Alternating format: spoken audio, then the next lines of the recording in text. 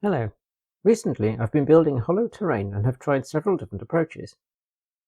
Paper mache from junk mail with scrunched up paper for temporary support, flat, folded Amazon packaging cardboard with shredded paper smush on top for shape, cardboard ribs with strips of card on top, and two types of wire mesh with plaster cloth or paper mache on top, with two different types of paper trialed. I'll go into the details of how I used each approach and what I found to be their pros and cons. Welcome to Endoor N-Gauge Model Railway. I'm Jonathan. Endoor is an N-gauge railway on a door. I've explained the rationale for that in previous videos, but the relevant point for terrain is that lots of the railway's electrical components are on the top side of the door, rather than its underside. I need terrain that covers and hides the components, but that doesn't interfere with them, and which gives me half a chance at accessing them for future maintenance or adjustments. So I decided against using solid blocks of foam or polystyrene. I also don't want to have retaining walls. I want embankments, mounds, or cuttings, so that I can have predominantly grassy-looking scenery. I decided to start with what seemed like a simple area, a narrow embankment at the far side of the layout. I was quite keen to use junk paper that would otherwise be going for curbside recycling. Note that the only newspaper I have in the house is second-hand and reserved for painting and decorating jobs around the house. Newspaper isn't a modelling resource at my disposal unless I buy it specifically for this, which I'm not going to. My first technique idea was to use small scrunched up pieces of paper to get an approximate shape over which to then put paper mache, the idea being to pull out most of the internal paper once the mache had formed a mostly self-supporting structure. I ripped and scrunched up some envelopes for that. I ripped up some junk mail for the paper mache. It was relatively thick and glossy, so I wasn't really sure how this would work out. I didn't want to go finding special ingredients like cornstarch for it. I just used a 50-50 mix of PVA glue and water. I found what looked like some relatively grease-proof paper to protect the wall and track. The junk mail mache formed a relatively hard shell, but while it had all dried, a lot of the scrunched up paper had unscrunched a bit and changed the shape of the embankment, leaving a very jagged surface that looked more like rock shape than what I wanted. That wouldn't do, so I decided to remove it and try something else. While removing it, I found that the water and glue had soaked through a lot further than I'd expected it would, so a lot more of the scrunched up paper had become hard. Even if I'd been happy with the shape of the structure, it would have been much harder to excavate its internals than I'd been planning on. So this technique was firmly out as a contender. My next idea was to use lots of triangles of scrap cardboard, over which I'd lay strips of card, then paper mache. I cut a load of triangles, but never really worked out an easy way of securing them to the board. The embankment area is roughly 30mm deep, has power cables going through it, and has the edge of the track bed. That didn't leave much space for a footing for these triangles. I also found that although the packaging card seems quite thick, it loses its strength once cut because it's ribbed. The actual card isn't very thick or rigid. I did try making some slotted supports to go at 90 degrees to the triangles, but it basically didn't work. They still kept falling over. So that idea barely got started. Next up, a much larger piece of card going lengthways, folded into a wedge shape. I considered using the earlier triangles of card as ribs within this, but I didn't want to have to wait for glue to set. I was keen to get some tangible results. I settled on cutting out some slots that would go behind the base. If I need access under this area of ground in the future, then I can cut away the card in those areas. It's worth mentioning at this point that the door isn't attached to the frame it's on. If I need to, I can pull it away from the wall to access the back of the embankment. This gave something hollow and solid, but I didn't want the slope of the ground to look so uniform. I'd considered trying some sculptor mould, but it looks quite expensive for the area it covers. I also looked at air-dry modelling clay, but it looked like I'd end up wasting a lot because it all seems to come in large blocks in sealed packages. Once open, I suspect it all needs to be used. I watched several YouTube videos about homemade sculptor mould alternatives, but they typically need a blender. I don't have a spare blender. Instead, I decided to try cutting up scrap paper into small pieces for mashing together by hand. I spent a long time cutting paper up. I found it quite boring and eventually painful. I had a go at seeing if an old cheese grater would do the job. It certainly made a mess and at first appeared to be working, but actually a lot of the paper stays in quite large chunks. They just end up very scrunched up before eventually ripping off from the main piece. Cheese grating paper seemed to be a no-go. The paper shredder would have to do. As you can see, it makes much larger strips of paper than those that I'd done by hand, but I decided I'm not willing to do all of that manual cutting again. I immersed some of the shredded paper in cold water and mushed it about with my fingers for a while, mostly off camera, then squeezed as much of the water out as I could. After that, it was quite a soft consistency, to which I added some PVA glue and mixed it about. It's a bit blue because a lot of the paper was from envelopes, which have blue print on the inside. My previous wall protector hadn't been as effective as I'd hoped. It had become quite stuck to the embankment and a bit to the wall too, bringing some paint with it when it came off. So I upgraded to plastic for the wall this time, and a mix of foil and plastic over the track. The shredded paper mush went on reasonably easily, but couldn't really be smoothed and moulded, so it's no Sculptamold substitute, but it did the job of unflattening the terrain slightly. I've since learned that it would have been better to use boiling water to make the shmush, because it would be more effective at breaking down the fibres in the paper. I left it to dry overnight, but the next day it was still very wet, and the next. In fact, it was 6 days until it felt completely dry. So drying time seemed to be a disadvantage of this approach. It seemed to be a fairly rough surface. I wasn't sure to what extent paper mache could smooth that out, so I decided to try plaster cloth over it, and ordered some. While that was in the post, I decided to try a variation on the cardboard triangles approach, but in an area around point motors that was easier to reach, and where the triangles would need to be bigger and would have more space for bracing. I went with Amazon packaging again, cutting notches for cables to pass through. I started off trying to use matchsticks to prop the big triangles up, but quickly moved on to making little wedges from thinner card. I appeased my impatience by using double-sided sticky tape to stick all these together. It gave just about a strong enough hold to keep things in place, because there's a reasonable contact area being stuck together. Plus the big triangles are going to end up bearing the weight of some terrain, which I figured would act as an exoskeleton as well as pinning the supports down in place. So the little wedges just need to hold them upright long enough to get that terrain done.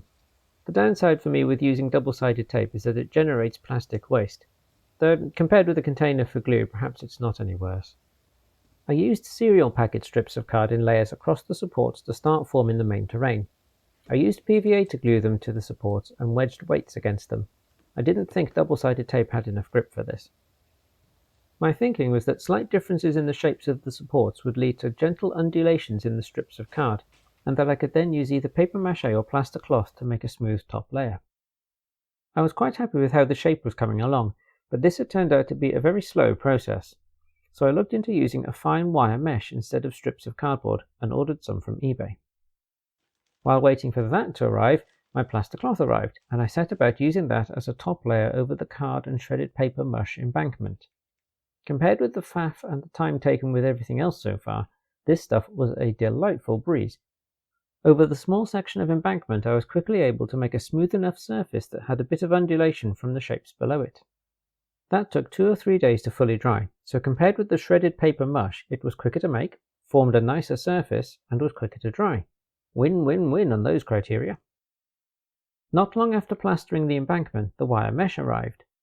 Scissors seemed to cut it okay, but only if they were cut in directly perpendicular to the direction of the wires. This mesh is made of steel and its sharp edges are savage. Once I'd cut about 15 centimeters into it, it started to get difficult and painful to cut any further. I tried using my trusty snippers, but that was even harder. The mesh is quite springy, but it does hold its shape. I found I just had to bend it a lot further than the intended final shape. At this point, I decided to ditch the card strips approach to making the middle mound in the railway, and to just cover it with mesh. It was clear that I'd still need to support this mesh in some way, so I decided to use the spare wood from my first attempt at the railway frame. I also had to think about how much space I might actually need to work in if I end up needing to do some kind of maintenance on the point motors and wiring. When I first decided on their positions a long time ago, I didn't give enough detailed thought to this. Because some of them are relatively close to the track, I need quite a steep and tall embankment. To secure these wooden pillars, I decided on some DIY double-ended screws. These blocks don't need to be accurately placed, they just need to stay put. If I had a glue gun, I'd have used that. I couldn't do the same to secure the horizontal beam to the pillars because it's too long to spin around without causing chaos, and I didn't have any narrow screws that were long enough to go all the way through, so I had to resort to the big drill and large screws, like when I made the first railway frame from this wood. However, since then I've bought drill bits that are for making space to countersink screws, so I could get the screws flush with the wood without splitting it, unlike previously. For me, woodwork has turned out to be not fun.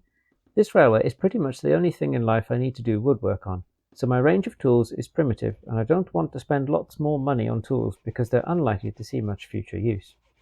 I got some pillars and a beam cut for the other side of the mound, and got that structure in place. The top of this mound will need to be removable, so I cut a section out of the back of a decommissioned bookcase. Well, I think it's decommissioned, I really hope so. It's certainly been disassembled for many years. The result reminds me of something out of Star Wars, as if a spaceship has landed on my railway. That's not the intended final look. With the metal mesh bent into shape and put in place, I was pleased with how it had gentle undulations across it. That's exactly what I was hoping for. It was quite bouncy though, so I nailed it down in a few places with 00 gauge track pins that I had spare from well over 20 years ago. I did try an N gauge one, but its head was smaller than the gaps in the mesh. Getting this bit of terrain base into shape was a lot quicker and easier to get done than the card or paper mush approaches that I had tried. This one was the winner.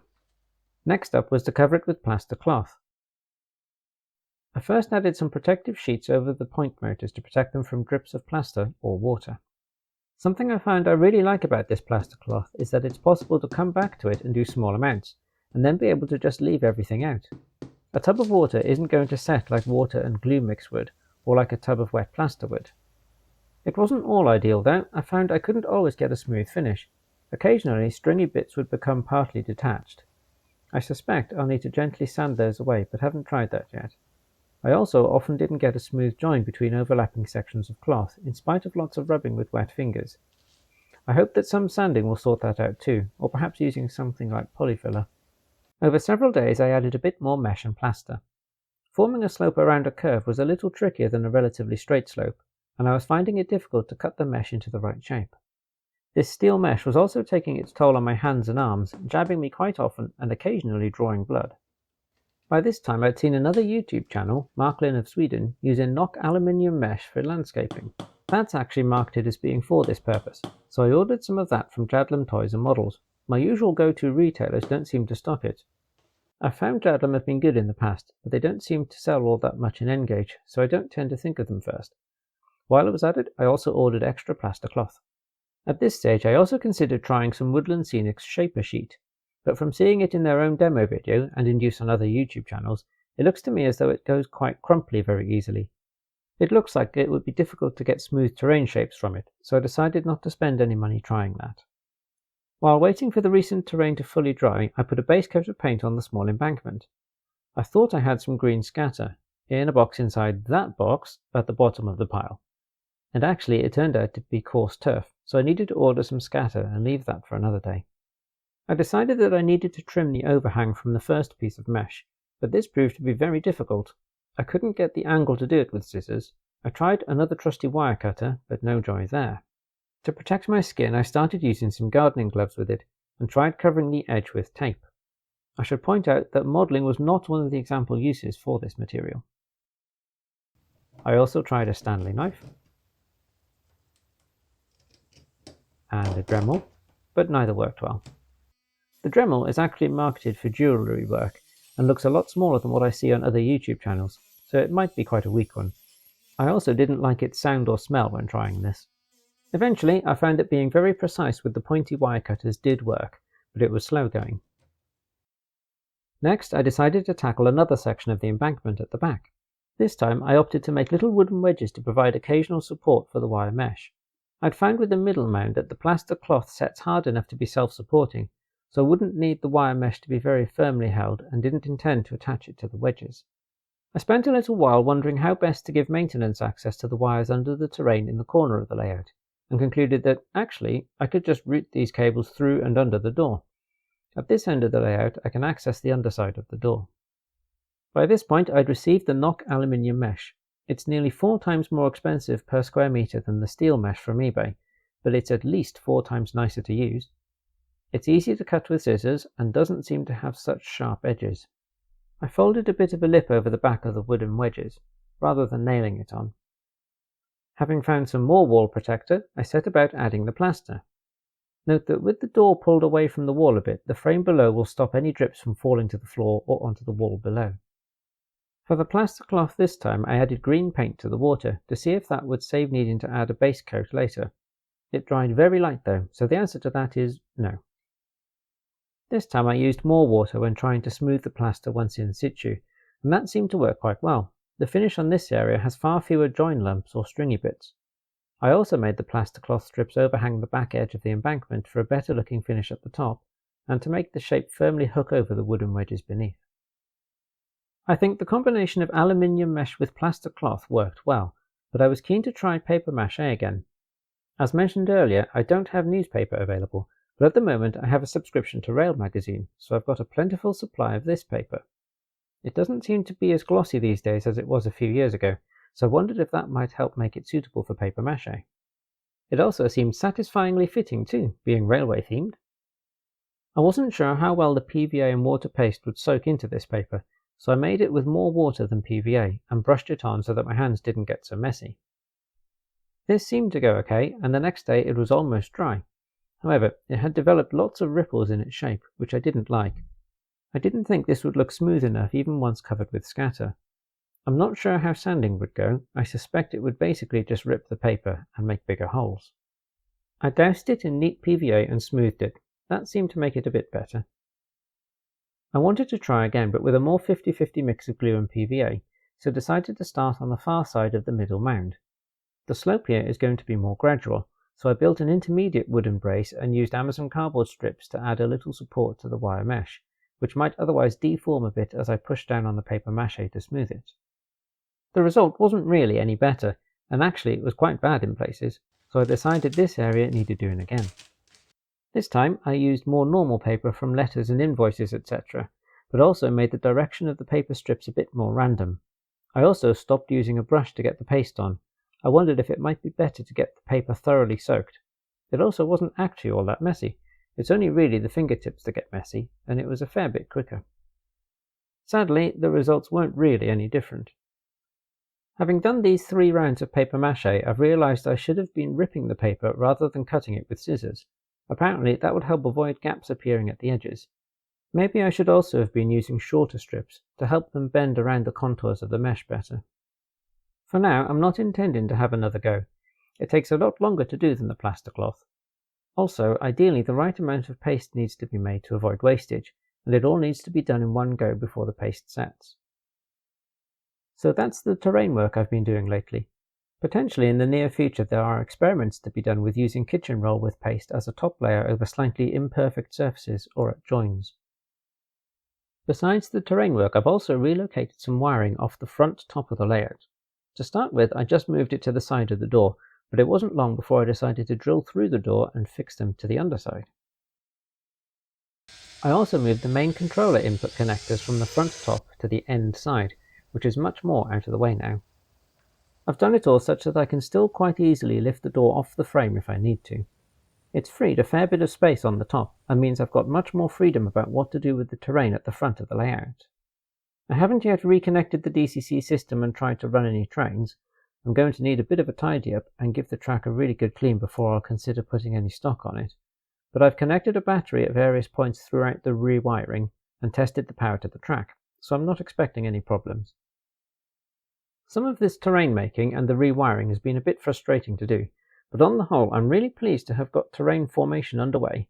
I'm pleased that I've got a reasonable method in the mesh with plaster cloth, and I'm very happy with the reduction in visible wiring at the front. I've also found a lot of it fairly enjoyable to do, which is a good job really, since this is all hobby time. That's all for now. Bye bye.